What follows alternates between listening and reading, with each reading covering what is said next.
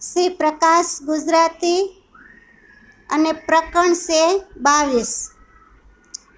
હવે વાલા સુંદર સાચી, અહીં મહામતી શ્રી પ્રાણનાથ જામી કે પોતાના જીવને અને પોતાની ગુણ અંગ ઇન્દ્રિયોને જાગૃત થવાની વાત કરી રહ્યા છે કે હે વાલા સુંદર સાચી, એ આપણી જ વાત છે। મહામતી જે કાંઈ કહી રહ્યા છે એ આપણને જ કહી રહ્યા છે એવું સમજીને આજે આપણે આ ગ્રહણ કરવાનું છે। હવે દ્રષ્ટિ ઉઠાવી જો પોતાની નિરખ ધણી શ્રી ધામ, પ્રેમલ કરી પોતે આપ સંભારી, બાંધ ગોરી પ્રેમ કામ। કે હે જીવ, હવે મહામતી શ્રી પ્રાણનાથજી જીવને કહે છે કે હે જીવ, તું અંતરના નેત્રો ખોલીને ધામધણીના દર્શન કર। કે જીવ, તારા અંતરના જે નેત્ર છે એ ખોલીને તું ધામધણીના દર્શન કર। કહેશે કે પોતાની જાતને સંભાળીને ધણી સાથે પ્રેમ કર।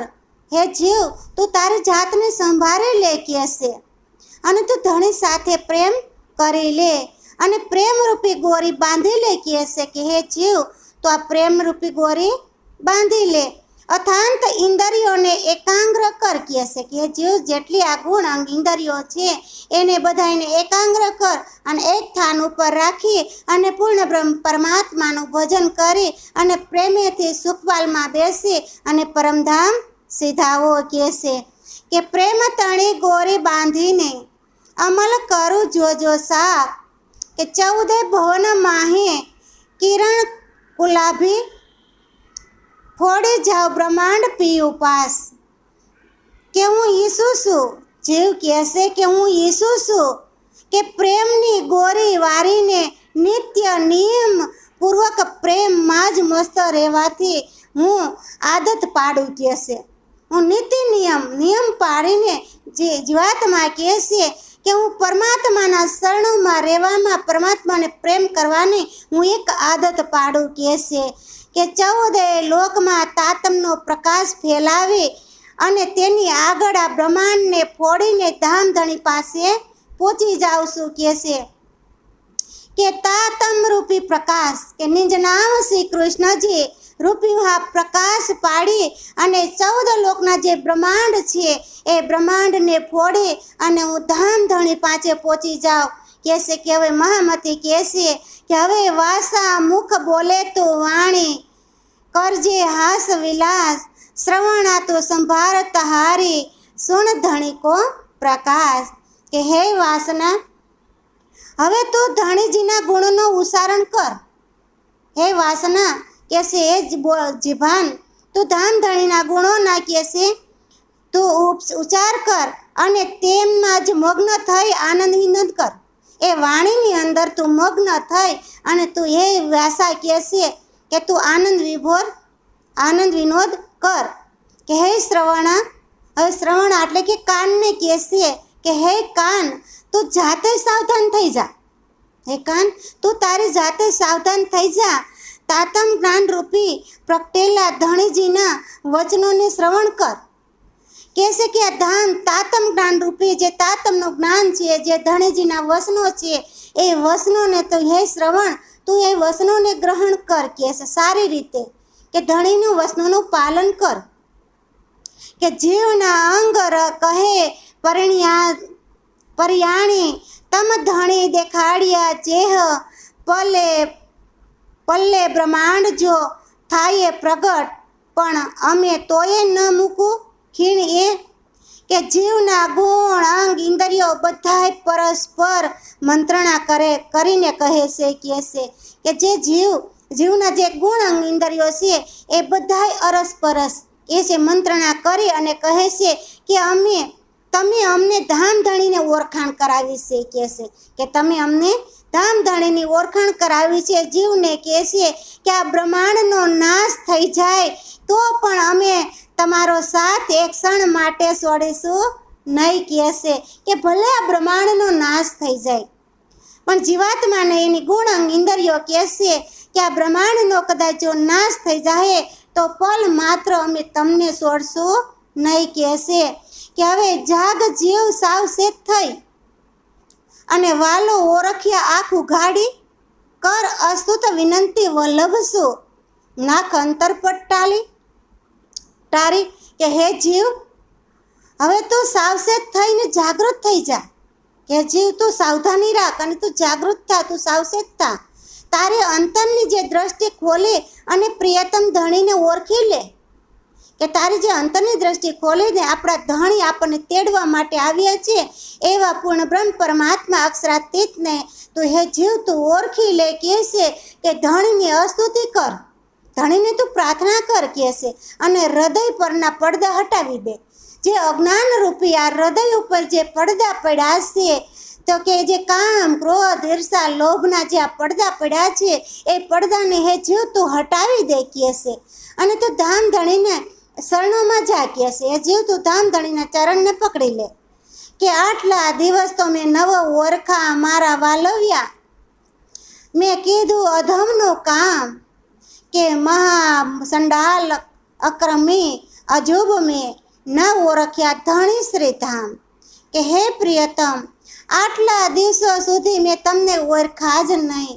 જીવાત્મા કહે છે કે હે પ્રિયતમ આટલા દિવસ મેં તમને ક્યારેય ઓળખા જ નથી કહે છે કે મેં અજ્ઞાનીને મહાસંડાલ અને કુકર્મી જેવું અધમ કામ કર્યું છે કે હું તો આ સંસારની અંદર રહી. જીવાત્મા કહે છે કે મેં અધમ કામ કર્યું છે, કુકર્મી જેવું અધમ કામ કરી નાખ્યું છે કહે છે કે ધીક ધીક પઢો મારા જીવ ભાગી, ધીક ધીક પઢો સતુરાય, ધીક ધીક પઢો મારા ગુણ સઘરાને જેને નવ જાણી મૂલ સગાય કે હે મારા અભાગી જીવ તને ધિકાર છે કહે છે કે મારા બુદ્ધિ અને સાતુર્ય અને ધિકાર છે કે જે મારી બુદ્ધિ છે મારી સતુરાઈ છે એને ધિકાર છે કહે છે અને મારા બધા ગુણોને પણ વાર ધિકાર છે. જેમને મૂળ સગાઈ સંબંધને જાણ્યો જ નહીં, જેને મૂળનો સંબંધ છે જેની સગાઈ ધણી સાથે છે એ સગાઈને ક્યારે જાણે જ નહીં. જીવાત્માને કહે છે કે મૂળનો સગાઈ છે આપણે ધણી સાથે તો કહે છે એ સંબંધને તો જાણી લે કે ધીક ધીક પઢો રે તે તેજ બળને, ધીક ધીક પઢો રૂપ રંગ, ધીક ધીક પઢો તે જ્ઞાનને જેને નવલાધ્યો પર પ્રસંગ કે તારા તેજ બળ રૂપ અને રંગને ધિકાર છે કે એ જીવાત્મા તારું જે તેજ છે, તારું જે બળ છે, રૂપ છે, રંગ છે એ બધાઈને ધિકાર છે કે છે કે જેણે ક્યારેય મૂળ સંબંધને પ્રાપ્ત કર્યો જ નહીં કે મૂળ ધણી આપણા તેડવા આવ્યા તો એની ઓળખાણ થઈ જ નહીં કે છે અને એનો જે મૂળનો સંબંધ છે એ પ્રાપ્ત કર્યો જ નહીં કે છે. એવા ફોગટ જ્ઞાનને પણ ધિકાર છે કે આવા ફોગટ જે જ્ઞાન છે એ જ્ઞાનને પણ ધિકાર છે કે છે કે ધીક ધીક પઢો મારી પાંચે ઇન્દ્રિયો કે ધીક ધીક પઢો મારી દેહ કે શ્રી ધામ ધણી મૂકી કરે અને સંસાર શું કીધો સને કહે છે કે મારા પાંચે ઇન્દ્રિયો કહે છે કે આ પાંચે ઇન્દ્રિયોની વાત કરે છે કે જે છે કે મારા પાંચે ઇન્દ્રિયો અને દેહને ધિકાર છે કે છે જે મારી આ પાંચ જ્ઞાન ઇન્દ્રિયો છે અને મારો આ દેહ છે એની ધિકાર છે કે છે તે બધાએ ધામ ધણીને છોડીને સંસારની જૂઠી માયા પાસે પ્રેમ માગ્યો કે છે. વિચાર તો કરો સુંદર સાચી કે છે કે આ બધાને આ દેહને ધિકાર છે કે આ બધાએ ધામ ધણીને છોડી દીધા. પાંચ ઇન્દ્રિયો કે છે અને આ દેહ એ બધાને ધામ ધણીને છોડી દીધા અને સંસાર તરફ દ્રષ્ટિ માંડી અને કે છે ને સંસારમાં માયા સાથે પ્રેમ કર્યો. તો માયા તો આપણને શું આપવાની છે કે છે માયાથી તો હાથ ધોઈ નાખવાના છે આપણે કે આપણા ધામ ધણી પોતાને આપણને કેટલો પ્રેમ કરી રહ્યા છે એ પ્રેમને આપણે અપનાવી લઈ કે છે કે જે આપણે સામે ચાલીને આપણા ધણી પોતાના આજ્ઞાઓ જાણીને આપણને પ્રેમ દેવા તૈયાર થઈ ગયા છે, આપણને તેડવા માટે આવી ગયા છે. આટલી સરસ વાણી આપણે માટે ધામધણી કહી રહ્યા છે. સત્તાય હે સુંદર સાજી, આપણને કેમ આ જ્ઞાન પ્રગટ નથી થતું? આપણને કેમ આ પ્રેમ પ્રગટ નથી થતું? આપણે કેમ એવી ઈચ્છા નથી રાખતા કે મારે ધામધણીના દર્શન કરવા છે? ક્યાં સુધી આપણે આ સંસારની અંદર રગડા કરશું? કારણ કે સંસાર તો મીઠા છે, એ તો કાલે છોડીને જતા રહેશે બધાય, પણ આપણા ધણીના જે ગુણ છે એ ગુણ આપણે ક્યારેય નહીં ભૂલી શકી. કારણ કે કેટલું આપણા પોતાના ધણી આપણે માટે કાંઈક કહી રહ્યા છે કે ધીક ધીક પઢો મારા સર્વા અંગને ન આવ્યા ધણીને કામ, કે એ ઓળખી નવ વાવરિયા મારા ધણી સુંદર શ્રીધામ, કે મારા બધા અંગોને ધિકાર છે. જુઓ તો ખરા, આપણે ક્યારે આપણા અંગોને ધિકાર કરશું? આપણે તો જે અંગોમાં જ પડ્યા રહેવાની ઈચ્છા થાય છે. આપણે સુંદર સાથ બનીને ક્યારેય સંસાર છોડવાની ઈચ્છા થતી જ નથી, કે આપણે ક્યારેય વિચાર કરતા જ નથી કે આપણો ધણી આપણને તેડવા આવી ગયા છે તો આપણે એની સાથે હાલ તો થઈ જવું જોઈએ. ક્યાં સુધી આપણે કહેશે સંસારની અંદર રહેવું કે ધામધણીના કોઈ કામમાં આ અંગો આવ્યા જ નહીં? આ અંગો ક્યારે ધામધણીના કામની અંદર આવશે કહેશે? આ અંગોએ કોઈ કામ ધણીના કામમાં આવ્યા જ નહીં કહેશે. મેં ધામધણીને ઓળખીને તેમના સુંદર સ્વરૂપ પ્રત્યે કે આ ધામધણીને મેં ઓળખા અને એમના જે સુંદર સ્વરૂપ છે એના પ્રત્યે એ બધાયના પ્રેમપૂર્વક સમર્પિત કર્યા નહીં કહેશે. કે આટલું સુંદર ધણીનું સ્વરૂપ છે પણ સત્તાય કહેશે મેં આ અંગોને એને સમર્પિત કર્યા નહીં. આ કેટલી મારી ભૂલ છે કહેશે. જો તો ખરા કે ક્યારે આપણે આ ભૂલને સુધારશું? ક્યારે આપણે પોતાના પ્રિયતમને ઓળખશું કહેશે કે તમે તમારા ગુણ નવ મૂક્યા, મેં કીધી ઘણી દોષટાય, હું મહાન નિબલ અતિ નિષ્ઠઈ, પણ તમે નવ મૂકી મૂલ સગાઈ કહેશે. કે ઇન્દ્રાવતી કહે છે કે હે ધની, તમે તો તમારો ઉપકાર ગુણ છોડ્યો જ નથી. તમને અમને તેડવા માટે જે વસન કીધા હતા એ વસન તમે તો પાલન કર્યું કહેશે.